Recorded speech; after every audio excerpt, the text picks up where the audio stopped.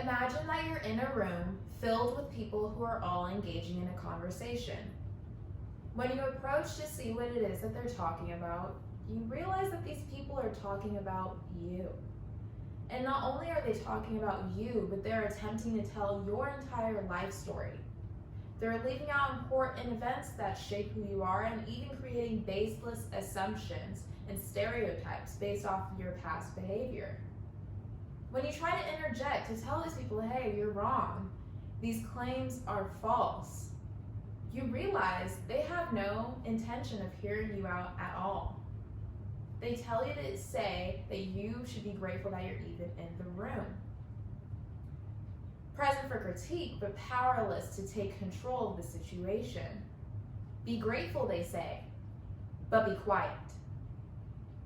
Now, if the people in this room represent the privilege, our governing institutions and establishments, and the room itself represents access, resources, and opportunities, then you have the story of every exploited minority within American society. Hello, my name is Kenya Harris, and today I'm going to be breaking down some basic conceptualizations of oppressive policymaking and economic disparities as it pertains to LGBTQ people. And that'll have a specific and exclusive focus on media and entertainment industries. And then I'll use that information that I present to critique what I believe to be the next step in the movement for Black lives and LGBTQ rights. And part of doing that is going to be for all of us to understand the importance and the value in your image and reclaiming your narrative.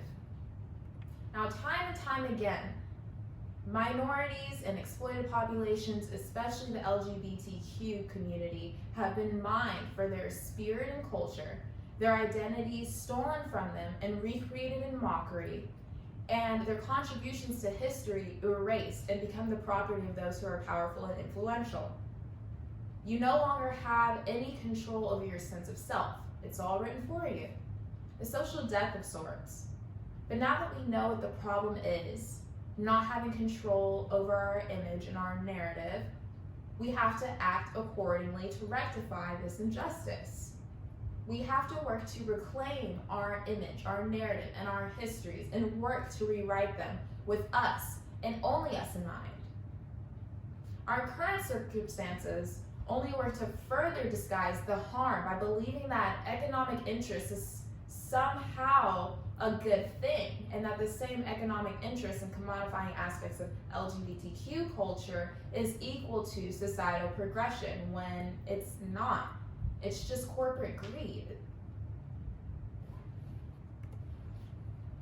So we as the consumers have to evaluate what is being spoon-fed to us by our representation, our institutions, and our market.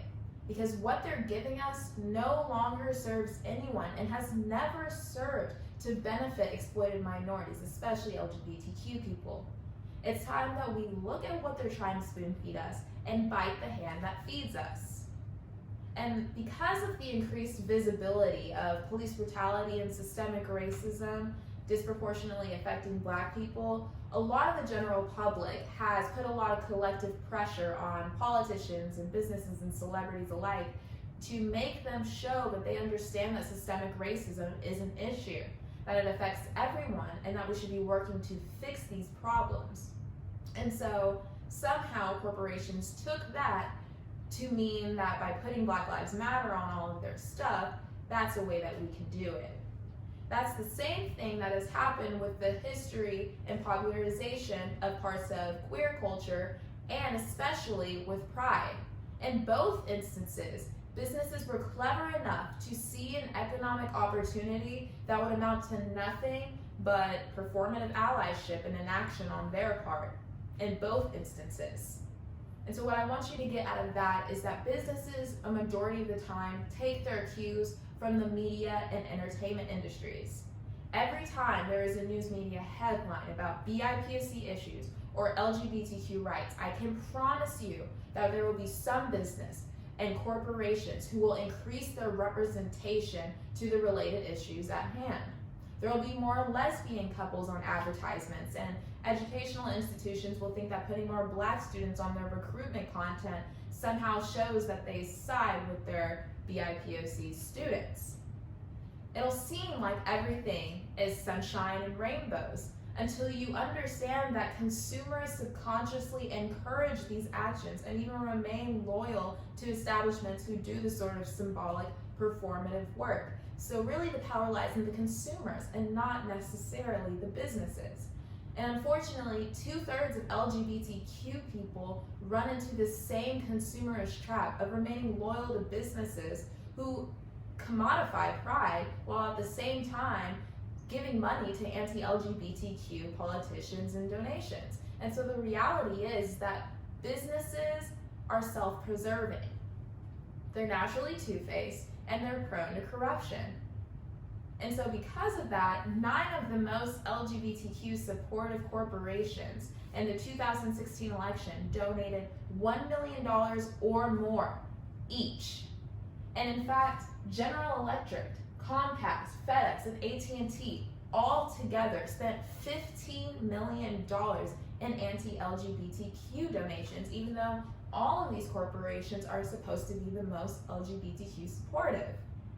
And now, although a lot of this snakely behavior is being brought to the forefront, and it's making a lot of businesses like Chick-fil-A drop their funding for anti-LGBTQ groups, it's still not enough. And it's making activists and diversity consultants really question what extent corporations' promises to do more will actually help to upend a system of economic disparity where the average Black family makes 1/10 the net worth of the average white family.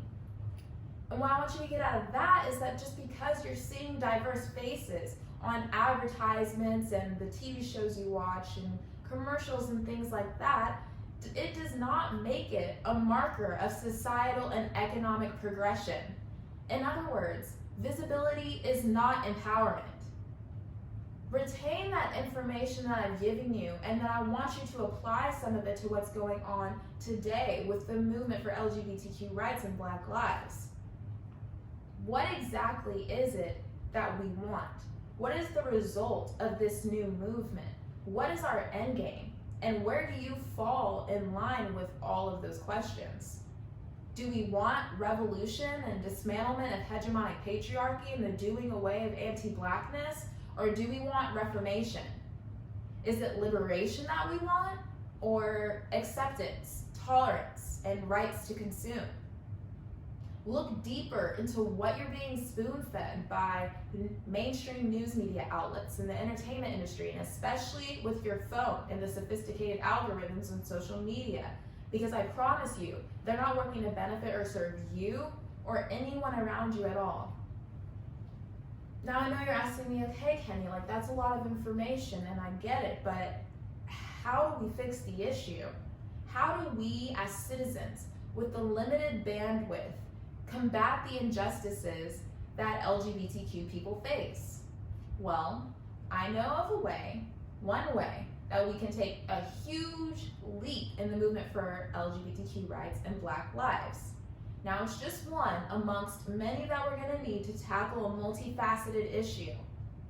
But it's the easiest to digest and the easiest to champion. And it starts with the media.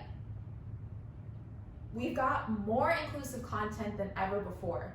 There's Pose, La Veneno, Legendary, Lovecraft Country, and the popularization of Asian family reality TV shows. And even the Academy of Motion Picture Arts and Sciences announced new representation standards for a few of their categories that they give awards to. Women characters even make up 34% of the top 100 films now. So it seems like the industry is really changing for the better, right? Well, you would be wrong. Hollywood lacks representation both in front and behind the camera.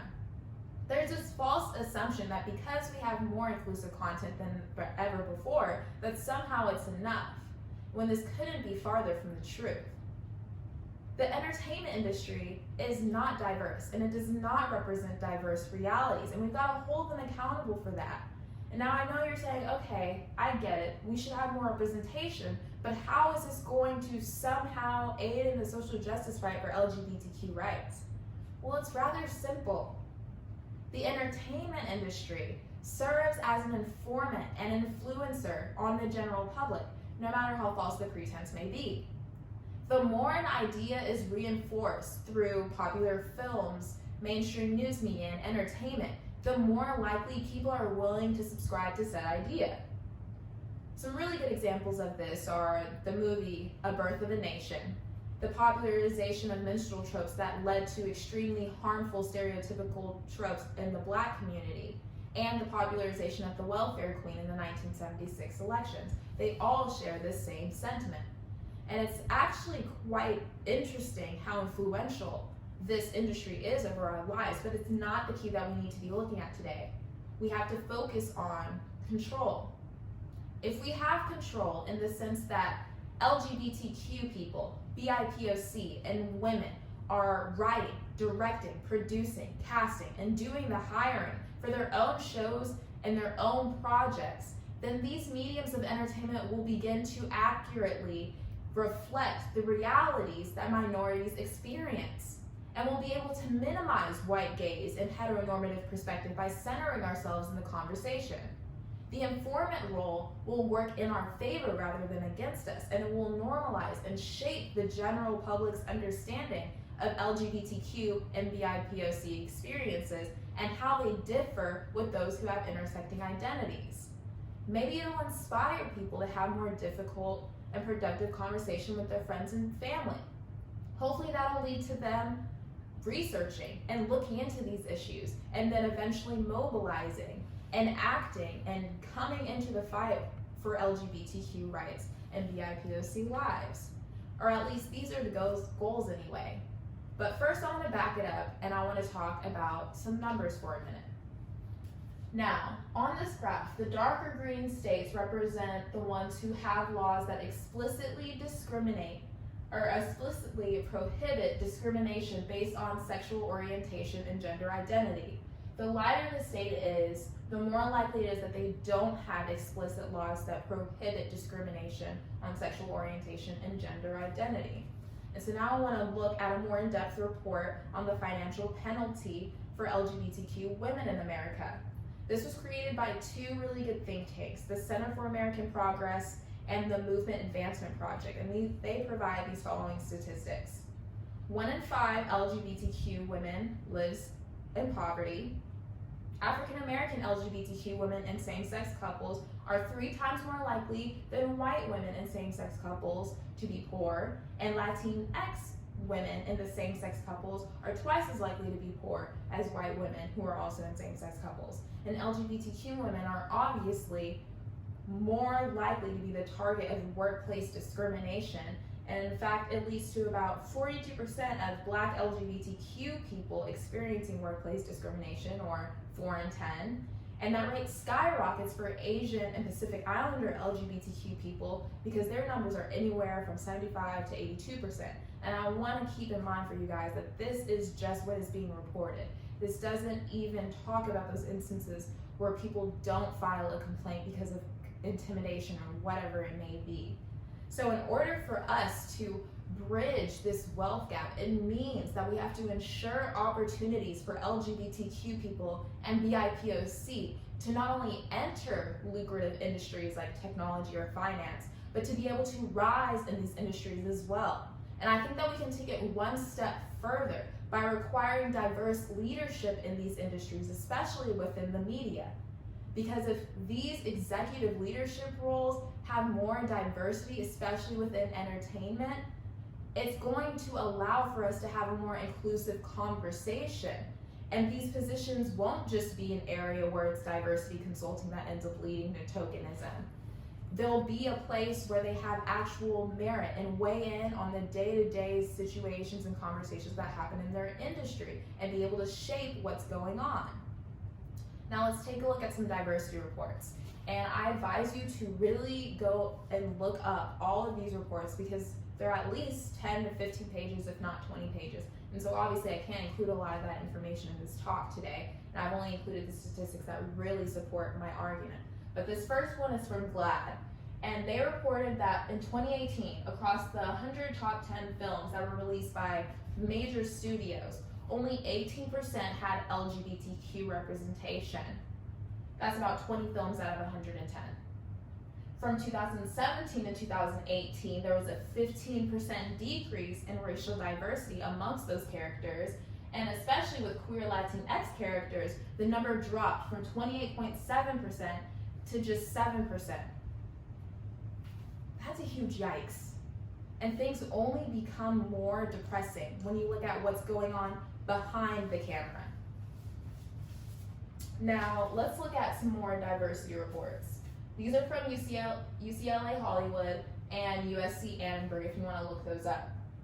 But they reported in 2018 that we had the highest number of Black directors, coming in at a whopping number of 16 over the top 100 films.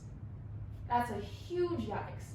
Only 9 of the assignments of the top 1,200 films were assigned to women of color. Women who have actually made a top major film are 28% less likely than men to get a second directing assignment. And then only 13.8% of studio films are written by women, and only 8% are written by people of color. That's completely unacceptable. It's clear that Hollywood drastically underrepresents people, furthering the perpetuation of minorities not having the control and power to write their own narratives and debunk stereotyping and racial scripting. And so that's why I champion people like Ava DuVernay, who are using the nonprofit branch of her own company, Array Alliance, to try to bridge the hiring gap for LGBTQ people and BIPOC in the film industry. And that's also why I champion people like Cheryl Dunye, who is a fabulous, unapologetic Black lesbian director who's working to rectify a lot of these injustices through her projects and her work. She started in the 90s as a part of the queer new wave, and her work is all about a demographic of people that the public largely likes to ignore. Black lesbians, Black women, Black people. In fact, in Watermelon Woman, she highlights one and a few types of themes that come through a lot of her projects, which is the fetishization of Black culture and documentation, and how that's super important for Black people. She is a star in my opinion because she's working to push the boundaries of normative society through her work and has done a lot to earn the title of intellectual filmmaker, because a lot of her projects are rooted in intention and purpose, and she typically dedicates a lot of time to researching and digging through historical archives to ensure that substance goes into her work. Dunye works to make her own path distinctive from conventional filmmakers as she works to challenge relational dynamics. And through her very first feature film, Watermelon Woman, and one of her short films, Letters from Africa, she discusses fetishization of Black culture, but not only discusses it, but shows where those instances can be identified. She explores the ideas of Afro-pessimism, which assumes that everything Black will be colonized by the perpetual hunger of the ideological whiteness and its nature to consume and dominate, that all of us internalize to a degree and all of us are affected by.